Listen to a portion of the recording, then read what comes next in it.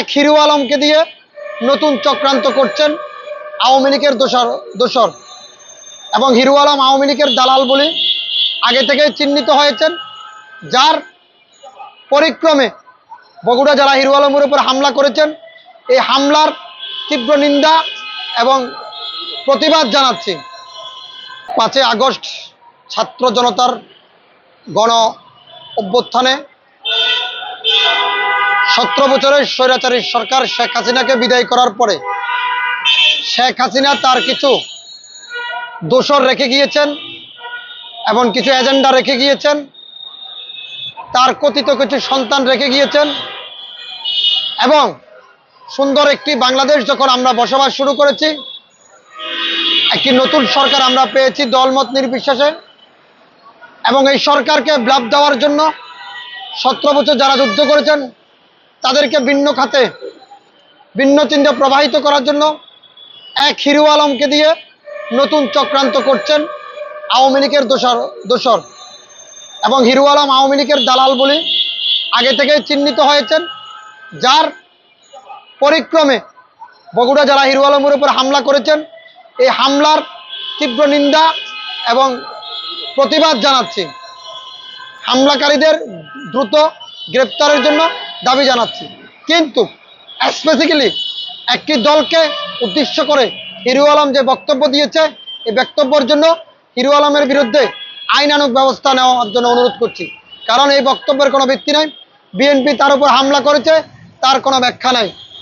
আর গতকালকে আবার তিনি বলেছেন আওয়ামী লীগ বিএনপি এবং অন্যান্য দলের লোকজন তার উপর হামলা করেছে। তাহলে সে মানসিক রোগী যদি না হয় তাহলে এই ধরনের কোনো বক্তব্য রাখতে পারে না। এবং সে বলছেন এই বাংলাদেশ 2024 সালে স্বাধীন হয়েছে, একটি পাগলও জানে, কিন্তু সে বলছেন 2023 সালে নাকি সে দেশ স্বাধীন করেছেন। তাহলে তো এটি কোন ধরনের পাগলের বক্তব্য জানি না। আমি মনে করি হিরু আলমকে সঠিক সুন্দর দুটি পরামর্শ দিলাম।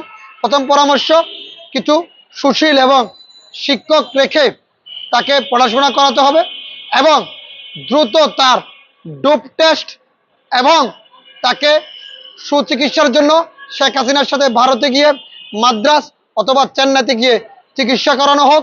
যদি চিকিৎসা করে সে দেশে ফিরে আসে, শিক্ষক রেখে পড়াশোনা করে নতুন করে কথাবার্তা।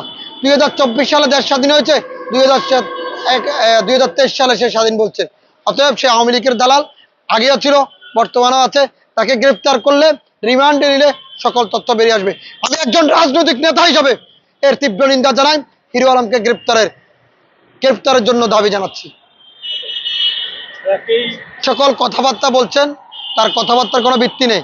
দেশ স্বাধীন হয়েছে 24 সালে, বলছে 23 সালে।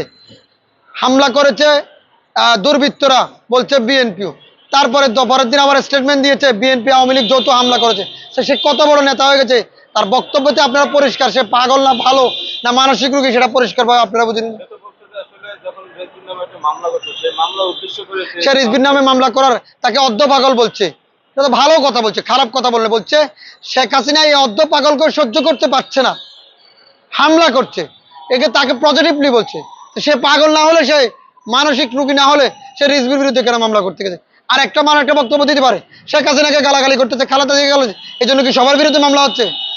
কাজে সে কিছু পয়সা করে রোজগারের জন্য, সে কিছু নিজের ক্ষুধা মেটানোর জন্য